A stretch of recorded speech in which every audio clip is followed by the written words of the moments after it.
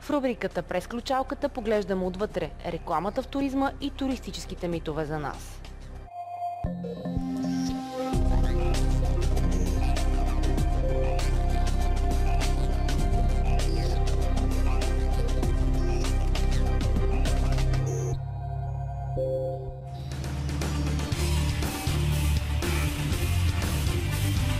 Аз като човек, който се занимавам с медии от над 10 години, вярвам, че всяко едно решение трябва да се вземе и се взима благодарение на това, че си добре информиран.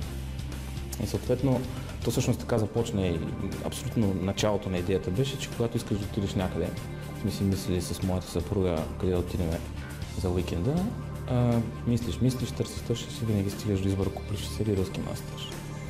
А пък има много повече места около София, понеже ние живеем в София, затова така не е избора. Издавахме вече, може би, 10 книги и на български, и на английски. Малко е трудно с чисто механически проблема с това да изнасяш пътеводители за чужбина. Аз лично се дразня от много от нещата, които са за България от чужди издатели, защото в повечето случаи това е такъв на механиката на бизнеса при тях. Пътуващ редактор, защото това са просто пътешественици, изказват своето мнение. Аз не смятам, че можеш да усетиш една страна в България за седмица, 2, 3 или месец. Трябва да живееш в нея доста по-дълго време, да познаваш нравите, обичаите, да познаваш историята ѝ, защото това е може би нещо, което най-много ме привлича. И смятам, че трябва да занимаш правна гледна точка. Между другото, моят герб точно това казва, че имам личен герб, който казва, че историята предсказва бъдещето. Хората нямат задълбочено познаване или по-скоро са изгубили това познаване за България, което са имали, или поне поколението, от което произхождам аз и по-възрастните поколения. Имаше на времето един предмет родено знание. Сега не знам дали какво имат, какво учат децата и дали го има този предмет, сигурно го има, но трябва да ви кажа, че има фрапантни случаи. Списал хора, масово хората в България не знаят неща, които ние най-малкото на времето ходихме като задължителни екскурзии. Ако туризма има бъдеще в България, то много голям процент от неговото бъдеще се базира точно на това. На природата, на адвенчър туризма, на екотуризма, на селския туризъм. Фокуса и на медиите, и на държавата, и фокуса в България е насочен към съвсем друга посока, което според мен е грешка.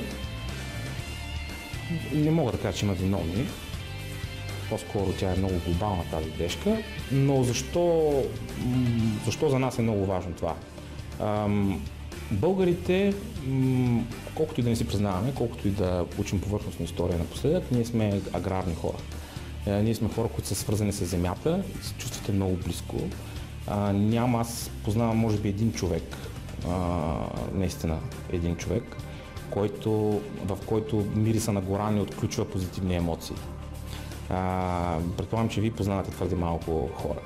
Така че с съвременната модернизация на нашето общество, така или иначе то се модернизира, така или иначе бих казал смело, че в днешно време ние имаме градска култура. Преди 10 на години аз се смеех на един от, може би малко повече от 10 години, имах един шеф в една телевизия, който беше американец. И пътувахме с него правихме нещо като тимбилдинг в Велинград. И минахме покрай няколко села, където той видя кокошки, коне и той беше просто изумен, втрещен. Чувал съм и доста такива басни за малки деца, които не знаят какво е жива кокошка и така нататък. Мисля, че в общи линии историята се повтаря и тук. Ние се гримираме, напудряме се, много сме готини, качваме се в готината кола. Но повечето от нас хранят много позитивна емоция, имат нужда от това да бъдат сред природата, от това да бъдат в една стара къща, стара механа. Не случайно този тип обекти или места като Жерамна, места като Ковачевица, като Лещен, всички отиваме да караме Коледа или Великден на такива места, дори и да това е един от показателите, че ние наистина го търсим това. Ние вярваме в това, че в диверсификацията в туризма, вярваме, че устойчивото развитие на туризма не започва от морето и планината, по начина по който е направено в момента, а то започва от развитието на съответните региони.